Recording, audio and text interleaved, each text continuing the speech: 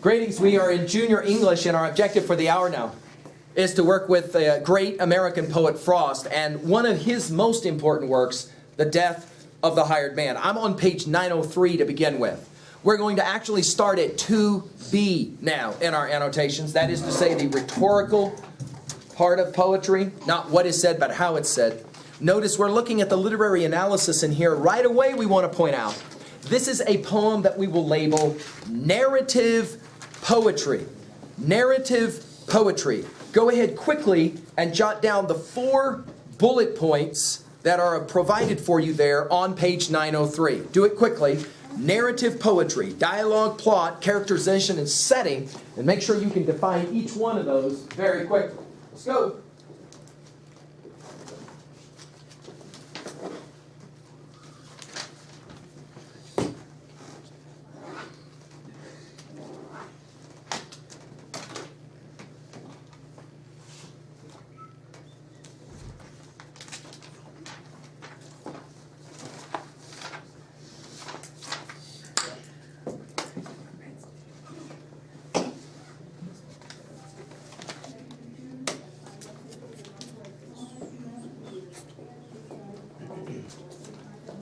All right, so when we look at this narrative poem, by the way, what's that mean, narrative poem? It tells a story. That's it. It tells a story. Then the very important thing is at bullet point number 2. We want to recognize this is a poem that tells a story. There is an identifiable, just like a short story, an identifiable beginning, middle, and end. So as we work through this at level 1, you want to make sure that you identify what is the beginning, what is the middle, and what is the end. Now, you're not going to know what the beginning, middle, and end is, especially the first time you read through this. So what you'll do at level 1 is just flow what happens. First this happens, then this happens, then this happens, just like you would when you read a story. Then once the poem is over, you'll be able to recognize, oh, I got it. There was a definite identifiable beginning, middle, and end. Number 2, this is a poem where 2 people spend the majority of the poem talking back and forth to each other. What do we call that? We call it dialogue. But in the poem, there are not quotation marks. So Frost is going to ask you to read, as a reader, hearing the 2 different voices as they speak back and forth. Okay? 3, this poem is going to focus on characters, namely 3. A husband, a wife, and an old man who never appears in the poem. Okay, he never actually shows up in the poem. And then finally, setting. Now, characterization is a part of setting. If you don't understand what we mean when we use the term hired man, then much of this poem is lost for you. So let's define it for your notes real quickly. We out here in Wyoming don't use that term as much as we use the term migrant worker. Now, for many years, I've lectured this poem, and it's interesting to me that students often hear the term migrant worker and immediately equate it with Latino people. But of course, that's insane. All over the world, you are a migrant worker if you work one place and then move. That's what the word migrant means, to move. Migratory means to move. And then you move to another place to work. And then you move to another place to work. Migrant workers follow the work wherever it is. Their skill sets are specific to a kind of work that moves from one place to the next. Okay? This is a poem about a death. It's right there in the title. Frost doesn't want you to wonder about what happens to the old migrant worker at the end of the poem. We know he's going to die. That's not even in doubt. The question isn't about him dying. The question is about where he dies. We're going to hear that he's returned back to a ranch where he used to work years before. He's come back. We're going to find out he's come back to die. So to that degree, let's go ahead and get the 8th grade language out of the way. Yes, this is a sad poem and all of that. But we're far more interested as junior high school students in focusing on what is the theme, the message of a poem like this. And the most important theme that you're going to see in this poem is the question of home. What does it mean to have a home? to have a place to belong. Now we'll begin on page 904. We're going to meet our first character. Her name is Mary. You might want to write this down. Her husband's name, the man who owns this ranch, her husband's name is Warren. And the old man who has come back, the migrant man, worker, the hired man, his name is Silas. And he's come back. Now, we're going to hear a reading of this poem. And we want to pay particular attention then to the discussion back and forth. And notice the two different kinds of characters. Hey, an easy way to do this is write Mary, skip a few lines. Write Warren, skip a few lines. Write Silas, skip a few lines. And then below that, you're going to flow the plot line of this poem. Here's why. The poem is really a lot about who are those three people. What is Mary like? You'll just jot down adjectives. What is Warren like? You'll just jot down adjectives. What is Silas like as he is described? Are you ready for this? We never meet him. We never meet him in the poem, okay? We know he's there in a certain location where we're going to ask you at the end of the poem. But we never actually meet him, all right? Finally, we'll ask it 2A. What is the point about home? About security? About belonging? About how you grow old? What's the point in this poem about all of those things? All right? So here we go. Let's pay close attention. Again, follow the words, but have your pen in hand. I'm helping you to be able to learn how to read at the college level. While you read, you're taking notes. You're pointing out something for yourself so that when we finish, you've got some observations to be made. All right, here we go. Death of Hired Man. The Death of the Hired Man, Robert Frost.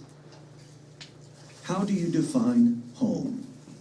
You are about to read The Death of the Hired Man, a poem by Robert Frost, in which Silas, an elderly farm worker, returns to the farm he had left the previous summer. Read on to hear the dialogue between Mary and Warren, the farmers, and how they feel about what happens to Silas.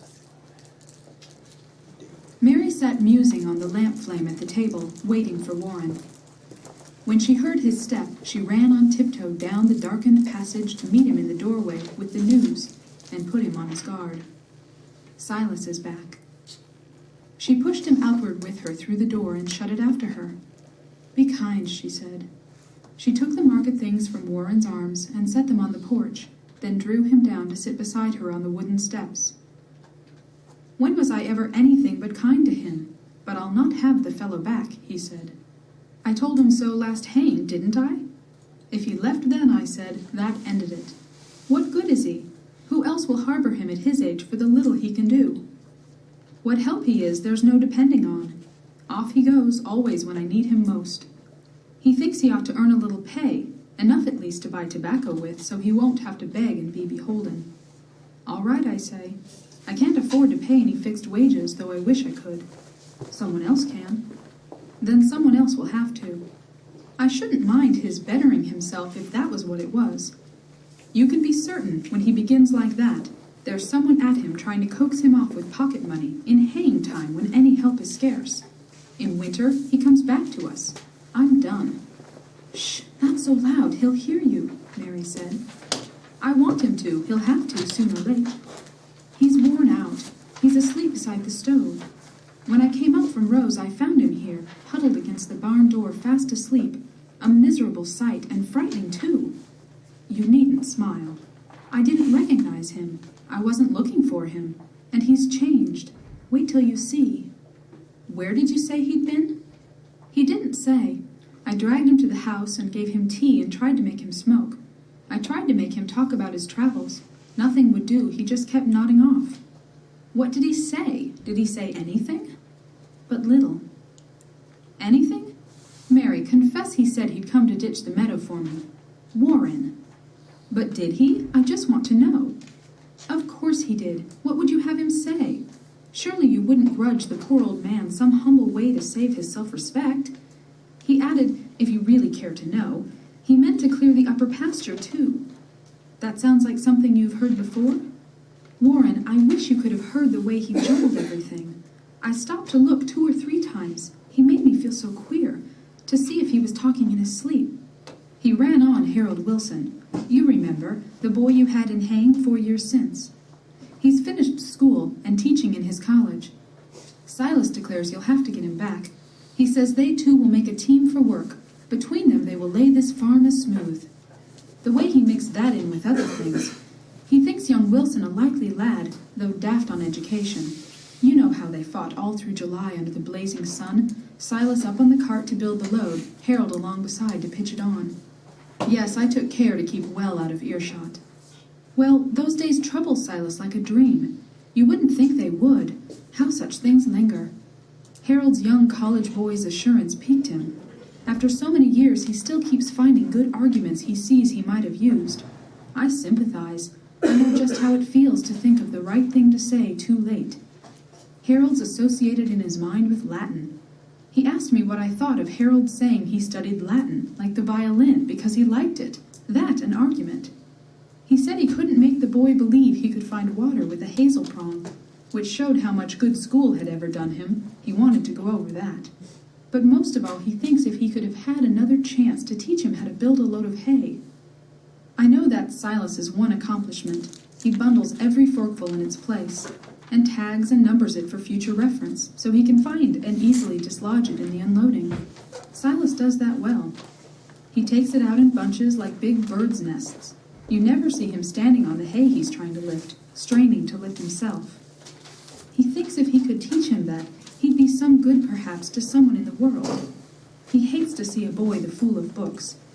Poor Silas, so concerned for other folk, and nothing to look backward to with pride, and nothing to look forward to with hope. So now and never any different. Part of the moon was falling down the west, dragging the whole sky with it to the hills. Its light poured softly in her lap. She saw it and spread her apron to it. She put out her hand among the harp-like morning glory strings, taut with the dew from garden bed to eaves, as if she played, unheard, some tenderness that wrought on him beside her in the night. "Warren," she said, "he has come home to die. You needn't be afraid he'll leave you this time." "Home," he mocked gently. "Yes, what else but home? It all depends on what you mean by home. Of course he's nothing to us, any more than was the hound that came a stranger to us out of the woods, worn out upon the trail. Home is the place where, when you have to go there, they have to take you in. I should have called it something you somehow haven't to deserve." Warren leaned out and took a step or two, picked up a little stick and brought it back and broke it in his hand and tossed it by. "Silas has better claim on us, you think, than on his brother? 13 little miles as the road winds would bring him to his door. Silas has walked that far, no doubt, today. Why doesn't he go there? His brother's rich, a somebody, director in the bank. He never told us that. We know it, though. I think his brother ought to help, of course. I'll see to that if there is need. He ought of right to take him in, and might be willing to. He may be better than appearances. But have some pity on Silas. Do you think if he had any pride in claiming kin or anything he looked for from his brother, he'd keep so still about him all this time? I wonder what's between them. I can tell you. Silas is what he is. We wouldn't mind him, but just the kind that kinsfolk can't abide. He never did a thing so very bad. He don't know why he isn't quite as good as anybody. Worthless though he is, he won't be made ashamed to please his brother. I can't think Si ever hurt anyone. No, but he hurt my heart the way he lay and rolled his old head on the sharp-edged chair back. He wouldn't let me put him on the lounge. You must go in and see what you can do. I made the bed up for him there tonight. You'll be surprised at him how much he's broken. His working days are done, I'm sure of it. I'd not be in a hurry to say that. I haven't been. Go, look, see for yourself. But Warren, please remember how it is. He's come to help you ditch the meadow. He has a plan. You mustn't laugh at him. He may not speak of it, and then he may. I'll sit and see if that small sailing cloud will hit or miss the moon. It hit the moon. Then there were 3 there, making a dim row. The moon, the little silver cloud, and she.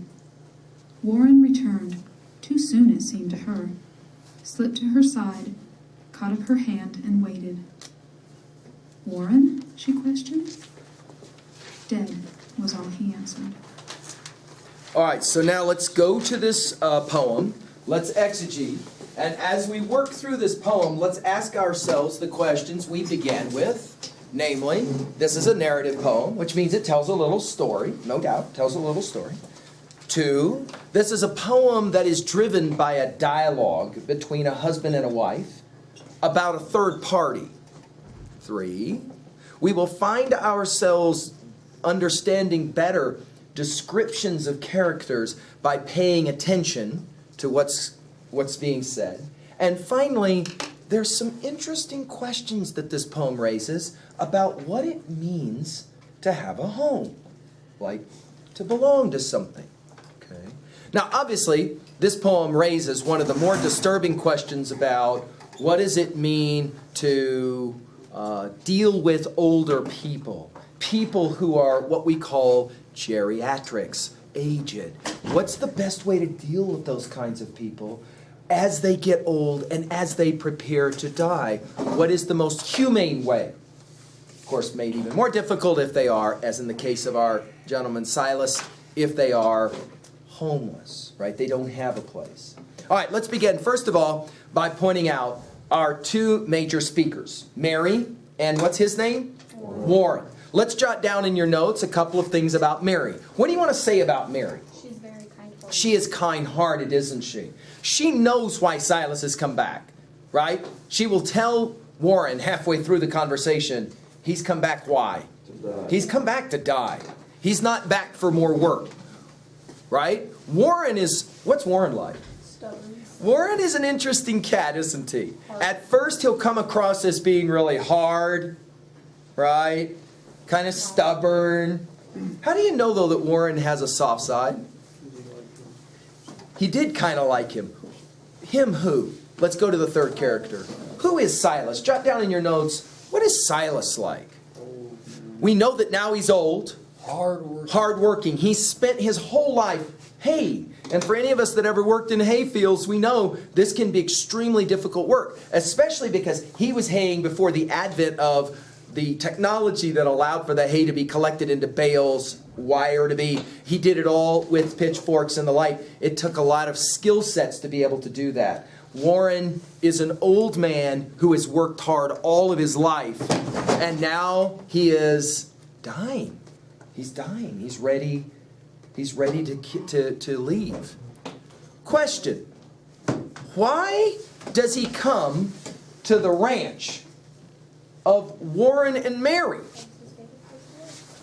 It's the favorite place they had to work. Keep going. They cared. He what? He worked with a boy on the ranch, right? They cared. He considered it home. They cared for him. Notice that we will get to some interesting points in the poem. On page 904, notice Warren, I'm done, he says. Meaning what? I ain't messing with this old man anymore. What's the irony? He's right, isn't he? Yeah, that's the irony, right? He's right. Why is he right? Because he goes Silas isn't going to work for him anymore, right? Where is Silas during this entire conversation? inside the house. He's sitting right behind the wall. They're sitting out on the porch. He's sitting right behind the wall. He's in the kitchen, isn't he? Right, he's in the kitchen. Close to what? What's he sitting next to? The fire, right? He's sitting next to the fire. He keeps dozing off, Mary says. So you have this interesting moment where, if you can put it in your mind's eye, Warren and Mary are sitting on the front stoop talking, and the old man's back in the kitchen. What? Dying. He's dying. Yeah, he's dying, isn't he? Right? Notice there's some discussion about what is the real reason he's come home. Notice on page 908 And Warren just won't believe Mary about what she says. how bad it is, right? How bad it is. Notice on page 908, he's come home to die, she will say, right? At line 111. He's come home to die. You don't got to worry about having to give him work. He's come home to die. Notice the word Warren picks up on that she's used. It's the word what? Home. Notice he mocks her gently. What does that mean, gently? Is he being mean to her? He's not, is he? He's like, this ain't his home. This is my home. This is your home. This ain't his home. To which her response is interesting. She says, yes, but what else home? Now this will become the central passage of our poem, won't it? It all depends on what you mean by home. Of course he's nothing to us any more than was the hound that came a stranger to us out of the woods, worn out upon the trail. And then she says it, the most famous lines of this poem, of course often quoted. Home is the place where when you have to go there, they have to take you in. I should have called it something you somehow haven't to deserve. What an interesting idea. Home is the place, she says, where no matter how bad you screw up, they have to take you back. But it's not really necessarily something you ever worked to deserve. It's yours as a gift. Warren has come back to the only place for him that he thinks of as home. Now this begs a really intriguing question, and now let's get ready to start thinking about how we're going to outline our writing assessment of page 911. The obvious analyzing theme question is, what's the real point of this poem? Yes, it is a poem about an old man coming to some place to die. He's like, as she said, the old dog, the old hound dog that showed up, kind of hung around, and then died. The major theme of this poem is what, in your estimation? How would you phrase it? Write it down in your notes. What is the major theme of a poem like this? What do you think, Mr. Bagg? Home. What is home? What does it mean to come home? In this poem, it says, home is the place they have to take you, even though they don't necessarily want you. Do you agree with that? Do you think it's true that home is the place where they got to take you back no matter what you do? Is that a good definition of home? Question 2, home is also a place we're told that you don't necessarily deserve. It's like a gift. That can be another point of validation for you. Do you think it's true? Do you feel like home is something that's kind of like a gift for you? This reminds me of the story of the prodigal son. Let's go ahead and jump to 3A real quickly. Obviously, Frost would be very much involved in the knowing of that story, the famous story from the New Testament, the biblical New Testament story. You'll read it actually out of our hymnals when you're a senior next year. The prodigal son, a young man who runs away from home and gets himself in all kinds of trouble. And then when he comes back home, he's stunned that his father still wants him back. Frost would say about that, you shouldn't be surprised because that's home, right? What was that called? That prodigal son. The son, prodigal means who went away and came back. Prodigal means thrown away or cast away. The son who went away and then came back. The prodigal son is also going to play the same game. What's a third possible message about home in regards to this text? What about the end of your life? Better to be with family or not be with family? If your home is with family, then yes. But if they are not your home, then Better to be with people who care for you or to be alone? Home is the place where you can die with some kind of comfort, we might say, right? He has come back to die. Notice Warren's question is, dude, why doesn't he just go up the street and live with his brother who's this wealthy guy? Mary's response is, look, it's probably a matter of pride. He doesn't want to go, right? He doesn't want to go and be ashamed because his rich brother. It's better for him to be here with us anyway. At the very end of the poem, notice how Frost uses the symbolism of the cloud, the moon, the passing of an old man. And it's a really intriguing question. If you have to die, would you rather die with somebody with you or alone? This poem seems to suggest home stays with you all the way to the end of your life. You have comfort, even in your final passing. Of course, if you'll think about it, some of you live with people who, as they age, this will be a question, right? As they get older, what do you do with people who are too old to work anymore? Do you take care of them? Do you provide for them? What if they're kind of a pain, the way Silas has been kind of a pain to Warren? Do you still take care of them? Mary's argument is what?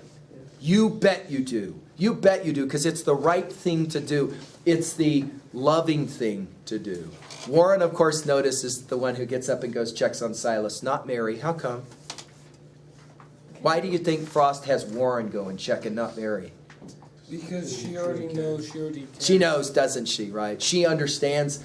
Warren is the one who doesn't quite get it. Notice in this poem, it's Mary who kind of understands. She kind of gets it. Right? And it's at the very end. It says, Very his end. working days are done, I'm sure of it. And then he responds, It's over.